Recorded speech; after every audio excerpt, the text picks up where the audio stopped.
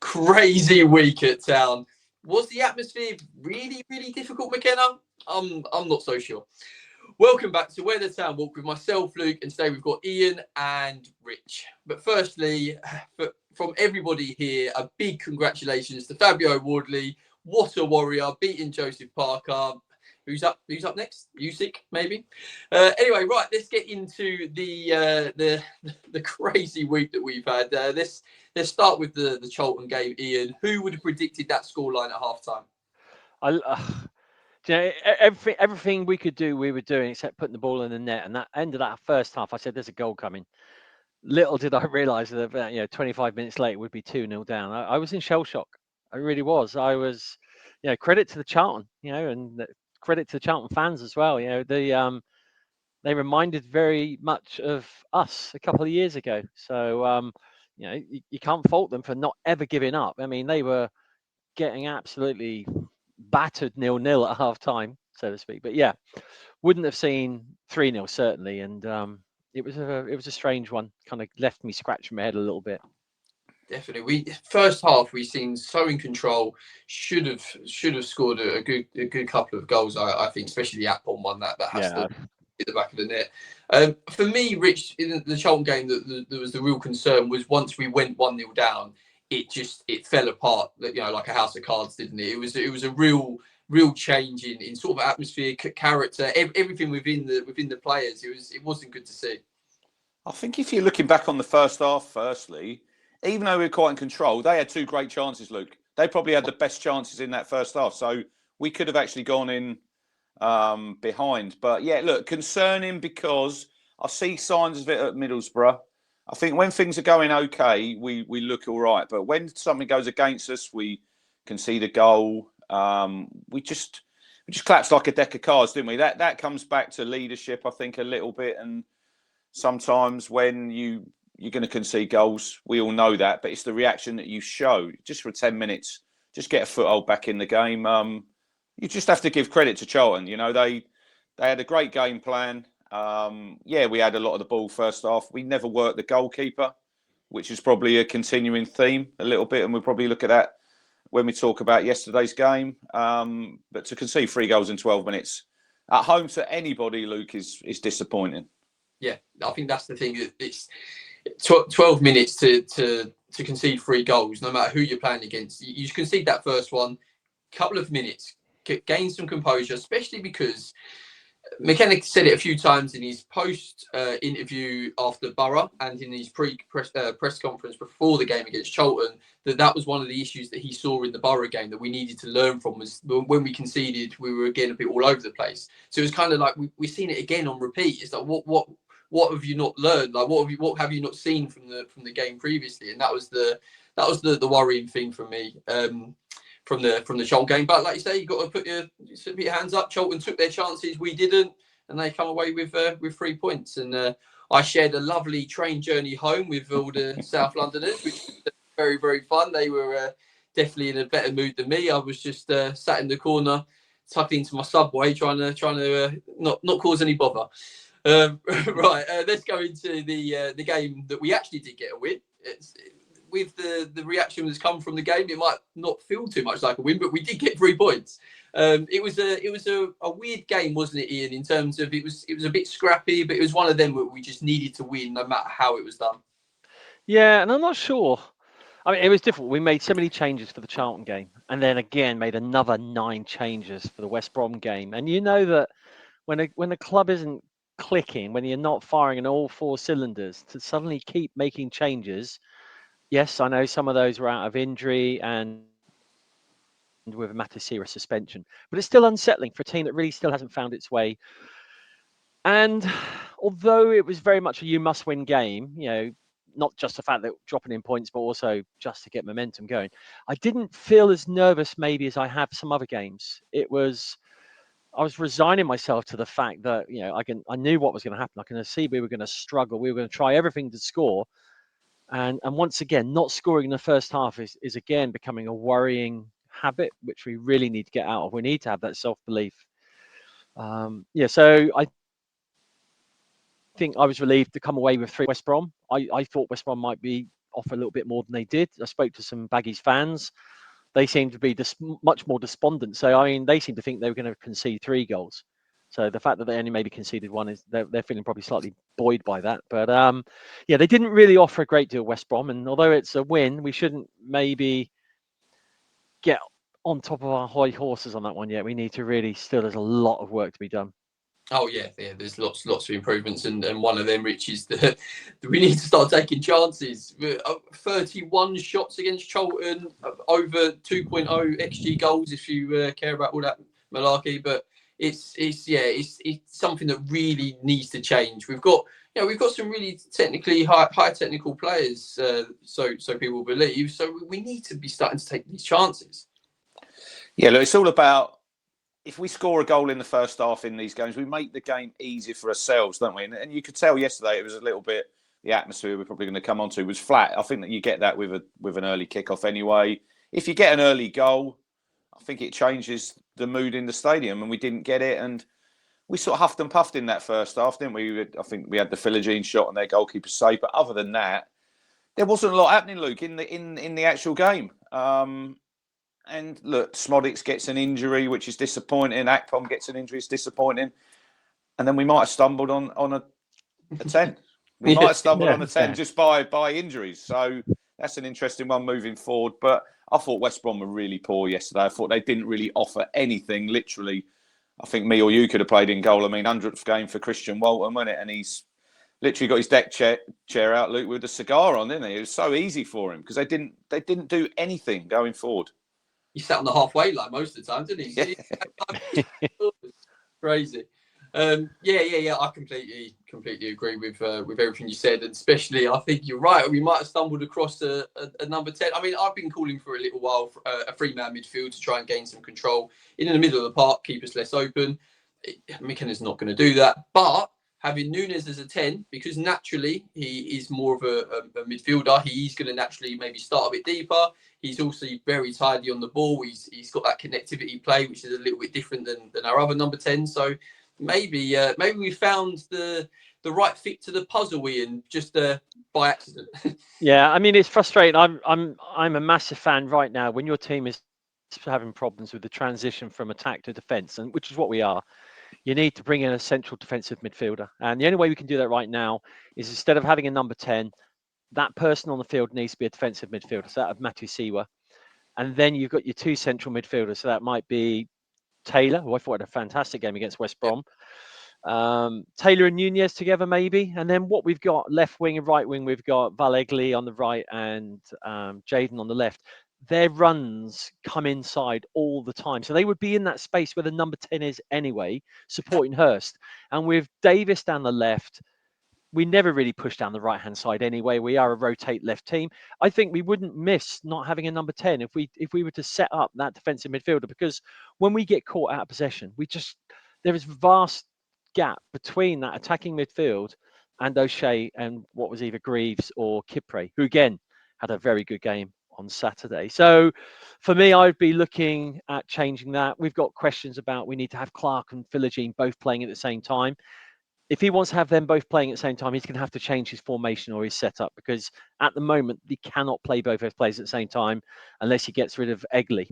And you've got Burns coming back, hopefully by the Wrexham game as well. So there's lots of options for them, but you can give me a Stradivarius violin, I'm still not going to be able to play anything other than Three Blind Bloody Mice.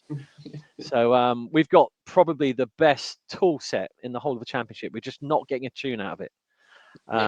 I just know that once we're tuned, then that would be kind of a case of everybody needs to look in, because there is some potent ammunition and weapons out there. Oh, definitely. We've got so much potential.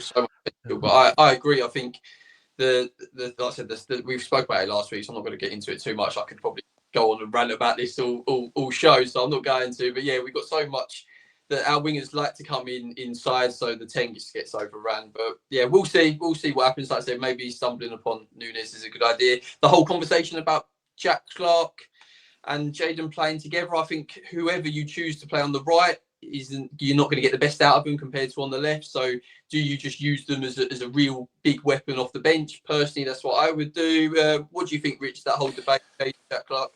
Well, they asked him yesterday, didn't they, about it? And he said he's sort of, I think he knows his role at the minute, doesn't he? He's obviously, he's got, I think that's his 5th goal yesterday.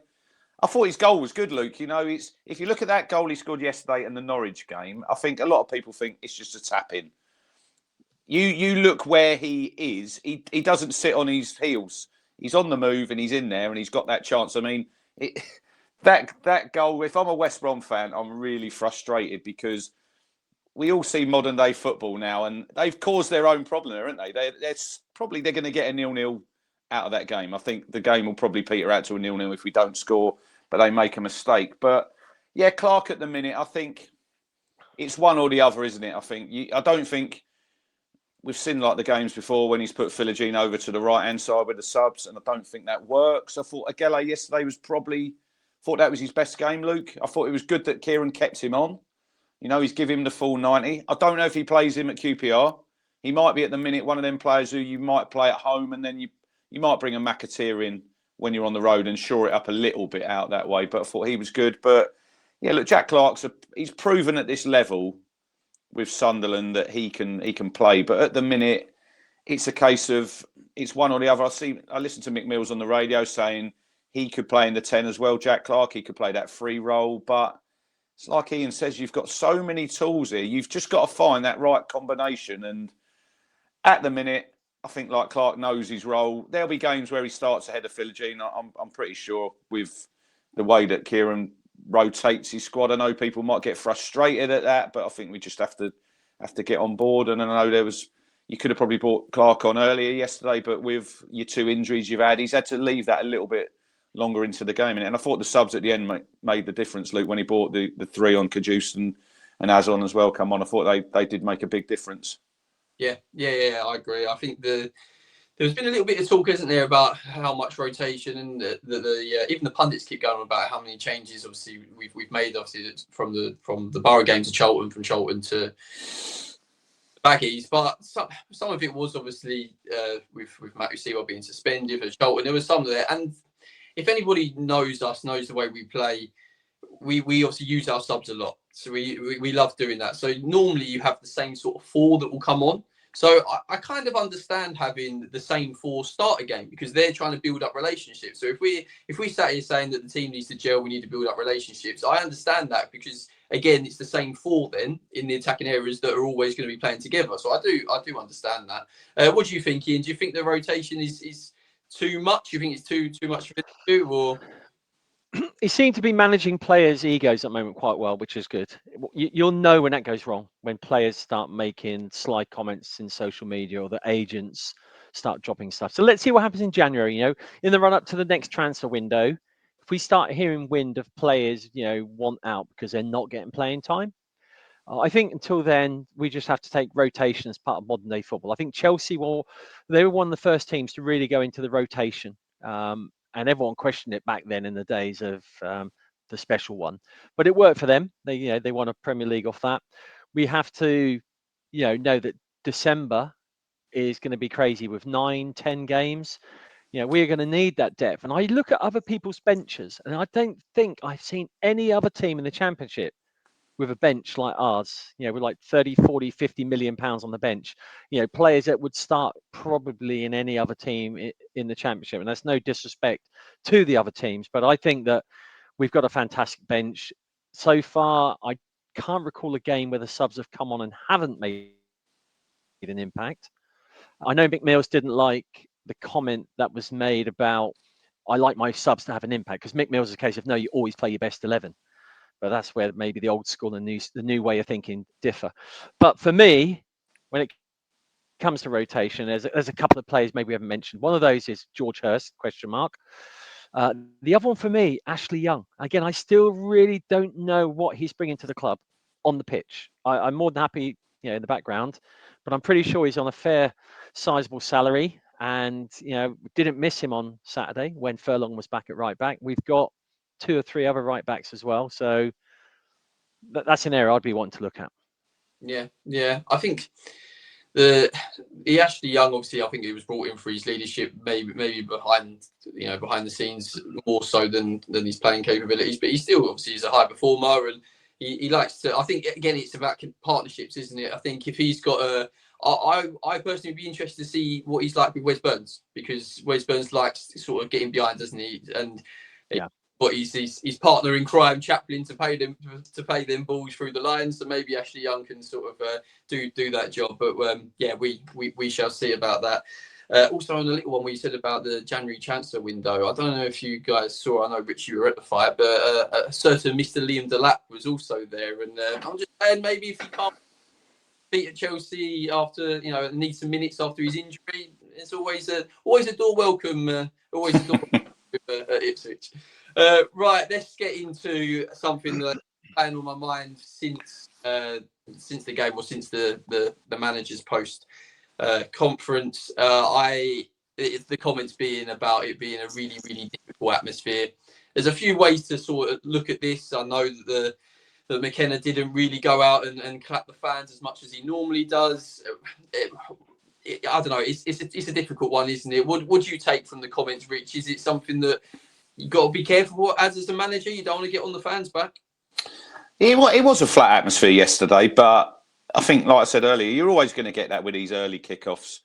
And sometimes it's a funny one with atmosphere, Luke. Sometimes they say the fans have got to sort of raise the players, but then I think sometimes we're waiting for them to do something. I haven't really sort of over-analysed it like a lot of people have. I know he's probably frustrated, I get that, because probably Tuesday night, that second half was the most difficult half he's had in his tenure at Portman Road. It's been pretty plain sailing if you look at it. Was the crowd frustrated? Yeah. Was there a few boos at the end? Yeah, there was. And you're going to get that if you lose 3-0 at home. You're not going to get everyone staying and clapping, because a lot of people were leaving on like 65 minutes the other night. But you don't want to get like them and us. But then I look at it another way. Maybe you use that as a little bit of fuel for your players, a little bit as a positive in a way. They're a little bit on our backs. We're going to stick together.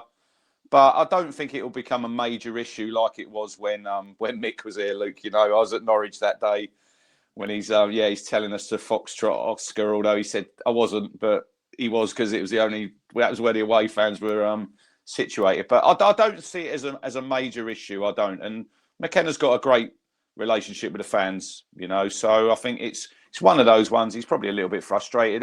I think there was a few sort of jeers when he sort of called the subs back, but they were a little bit later. But like I said earlier, because you'd got the 2 injuries, it's a difficult job being a manager. But you are going to come in for criticism, and you're paid very well. So you just got to suck it up. And I just think, just move on. Yeah.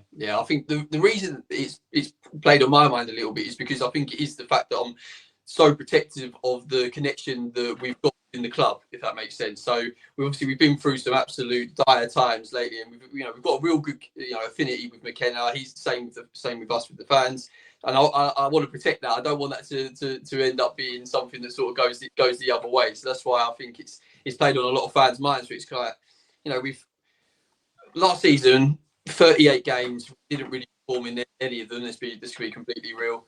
And we didn't really get on his back at all. We kind of saw it as a free hit. We were like, right, fine. And it's now we obviously 11 games in for us in the Championship, and there's still more questions than answers. And I think that's why there's a bit of frustration. So I do think McKenna needs to understand that a little bit. I mean, the travelling support from away games, the support at Portman Road has been phenomenal under his whole tenure, really. So yeah, I'd like to think that it's not as deep as what people think it is, or what it's been made out to be. I know you've got some interesting takes on his comments. Yeah, I think if you look back at the Norwich game and the team talk beforehand, where Dara is saying these are our people, I think the players are still very much connected to us. They understand how passionate we are, and they really get that. And I think that McKenna's comments could have been taken out of context, because I think if I'm in his position, I'm saying it's a difficult atmosphere because they know that they've let us down with that Charlton game. They know that people are expecting goals in the first half. I think he was probably a little bit narked at some of the abuse shown to George Hurst when he came off. And, he's very protective of the players, rightly so, because, he's always the first to jump to their defence. I'm pretty sure behind the scenes, there are words had about some people's performances over the last 4 games. But yeah, I think he knows how much we expect of them. For me, the biggest tell for us is, I can't remember the last time one of our American owner team kind of publicized their attendance at one of our games. I know they do come over, but I think when we were doing well and we were riding the wave of success, there was quite often, yeah, we'll be in town to see the guys, and we haven't had that much. So I'm hoping that some of those guys might turn up at the next couple of home games, if anything, just to give McKenna the reassurance that he needs, that guys, you are still our number one man. You are still part of our game plan and the future with Game Changer and Ipswich Town Football. Yeah, that's always key to see that, we know that McKenna is the right man and not just riding. If the owners aren't involved in the game, then we get a bit frustrated. And they have been so far for the last 4 years, so let's keep that up. Yeah, I think that's a good point. And I also, again, we won't get into it because I think it just gives more air to it. But the whole McKenna out thing, I think that's ridiculous. Personally, I think in time he's only 11 games in. It's a new team, as obviously he keeps telling us. So I would just like to see a little bit more adaptation from him, as we've obviously spoke about previously. Right, let's get on to next game, which is a away game at Loftus Road against QPR, who are having a good season. They've been a little bit inconsistent at late, but they're having a good season. I'd like our score predictions and what we expect from the game. Rick, what for you, mate? Look, they lost yesterday to Derby, didn't they? And then they lost, I think, they won in the week, but they lost last week at home to Millwall. So, look, they had that heavy defeat to Coventry, and then they went on a really good run. I like going to Loftus Road. It's one of them old school stadiums. You're close to the pitch. But we do need to get this monkey off our back, Luke, with the away performances and not getting that first victory. And obviously after the Charlton and Middlesbrough games, you need to build that momentum up again now. We need to, with these games coming up, you've got a 3-game week. Obviously Watford on the Tuesday and then Swansea Saturday. You need to get some momentum going into that last international break before you have that busy period over Christmas. And we're sitting 12th. We're not that far off the top 6 with that game in hand, which is going to come around soon in December. Be interesting to see what he does, Luke, with the team. Like Ian was saying, Jack Taylor, I thought was excellent yesterday. I thought that was probably one of his best games in a Town shirt. And I think he deserves to keep his place. You play well. I think you should possibly keep the shirt. But like I said earlier, does he play Eggerly away from home, or does he learn that, like probably against Middlesbrough, he should have probably played Casey McAteer? He gives you probably not so much going forward, but I think we need to be a little bit tighter after what we see at Middlesbrough. I think we can nick a win there. I think we're going to go and have a nice day out in London, and I think we're going to get I'll go for a 2-0. We'd have another back-to-back clean sheets. I know we've only kept 2, but I think they're going to be like London buses, Luke. I think the key is going to be scoring in the first half, because that, again, makes the game so much easier for us. Ian, what do you think, mate? Score predictions? Yeah, clean sheet for me is what we need. I won't really settle for a draw either, but I will. I do need that clean sheet. But I think it's more 1-0. I think defensively, QPR are really good at home. They've got a really low goals against rating. Our goals for on the road aren't great. I can't see it being. I mean, it'd be great if we suddenly got 2 in the first half and then went on to get 3. But I really think that it will struggle to get that first goal. I'm probably 1-0 win would be a good result for us as we are at the moment. If we can build that momentum up going into December, that'd be good. Yeah, that's all we need. Don't really nice 1-0 win would be nice. Right, on to our newer feature, the A to Z. So we are on letter D. So Ian, we'll start with you. What is your letter D for Town? Yeah, when I was a young lad, I remember all the talk was about St John's B, which are a little kind of amateur football team. Yeah, St John's B have just signed this young guy. He's 15, and I was playing as a 16-year-old. He's a 15-year-old. He's massive. And I remember I was playing up on Dumbarton Road Recreation Ground, and St John's B were on the pitch next to me. And there's this guy who was like, he's about 6 foot tall. I said, who is he? And it's a guy called Jason Dizelle. And then he didn't see the season out with St John's B. He was picked up by Ipswich and was fed into the team. And Julie went on to score as a 15-year-old when I think he was at Chantry. So, yeah, for me, Jason Dizelle, he's been like a real, he was a real success story for young boys in that era where we didn't have the whole youth program that we have these days. You were hoped to be scouted and then get into the team, and very few local boys got into the team because the scouts were working up in the northeast or up in Scotland or in Ireland, and there was only a handful of Suffolk boys made it into the Ipswich team. So for him to play for his home team, that was always great. And he had a really successful career at Ipswich. Went on to do likewise successful at Tottenham, and his son Andre has been pretty good as well. So yeah, for me, Jason Duzell. Yeah, I like that one. Nice logo. Rich, what better do? Getting on to Jason, he's got a good book out. Ian, have you read the book Follow the Thunder? Great book. I haven't yet. I need to get a copy of that. Yeah. Yeah, written by Stuart Watson. I know Jason quite well as well, guys. I remember getting back to Fabio Wardley, Luke. After the fight at Portman Road, I bumped into Jason and Chris Kiwami in the Arcade Tavern afterwards. He'd had a few, and it was a decent night. But I'm following the theme of young players in the 80s at Town. As a kid growing up, I think you always look for when you start going, strikers. I think everyone wants to be a striker, and there was a young lad. He didn't really do that much at Town, but there was one outstanding game I remember. Ian will probably remember this. It was in April. I think it was 87.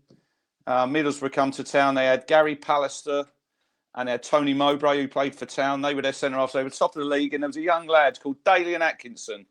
And if you haven't seen the footage, it's on YouTube. It's very, very grainy. I don't know if you've seen it, Luke. It's not the best. Go and check it out. And Dalian absolutely rips them to shreds that day. He scores a hat-trick. 2 goals at the North Stand end. A little bit like Jayden Philogene against Sheffield United. And then Dalian obviously moves on. He goes to Sheffield Wednesday and Aston Villa. And he has a decent career. And then what happened with him was obviously really, really sad. And he was one of my favourite players. So, yeah, my D is Dalian. I think very, very good choices, both of you. Right, let's go to tweet of the week to finish. And it brings us to something that we have mentioned. I think we spoke about it more, Ian, so I'm going to chuck it to Rich. Quite simple. It is Núñez has to be in the 10. What do you think, Rich? Do you think that is something that we're going to stumble upon that's going to work for us? I guess it all depends on the injuries. I think Smodix might be out a little bit longer. Akpom's that was a nasty challenge that was on him. But you're hoping it's just like maybe just an impact and he's okay. But I'd like to see more of him, Luke Núñez, before you make like a real firm opinion of him, because he obviously came on. He was on for like half an hour, and he looked good. He was, for me, he linked the play better than the two had previously. And really, when you look at the game, there was a couple of great opportunities when we've caught him on the break, and then we should have put him to bed. Probably have had another goal at least. Yeah, I like him in there, but does McKenna like him in there? Because I heard him on the radio saying he's probably the one midfielder, Kieran said, that can play the 3 roles, the 6, the 8, or the 10, so he's adaptable. So I've said before, we've all said we'd love a midfield 3. It just depends on what the manager decides, doesn't it? I don't see him as the long-term 10. I'd love to see him as the long-term 10, but we still need to see more than just like half an hour. And that number 10 also, Luke, needs to score some goals as well, because when we've had Chaplin in there, them 2 seasons when we were obviously in League One and then we came up into the Championship, he was providing goals. And this is where at the minute as well, a little bit, if we're not keeping clean sheets, we're going to struggle, because it was all right back in that promotion season because we'd concede 2, but we'd score 3. But we're not as free scoring at the minute. So I think it's important, whoever does play in there, they need to start producing goals and helping players out, because Philogene and Clark are your main 2 goal scorers at the minute, and Hurst is struggling up top, and Azon still not scored. So, yeah, we're just going to have to wait and see what happens. Yeah, definitely. I think the important thing is that we all stick together.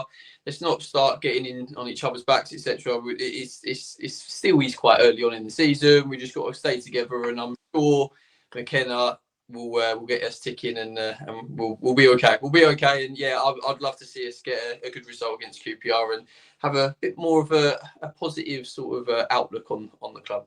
Thank you, guys. Great conversation as always. Thank you for watching at home. Please like and subscribe. Please get involved in the comments below on anything that we've had a chat about. Thank you very much.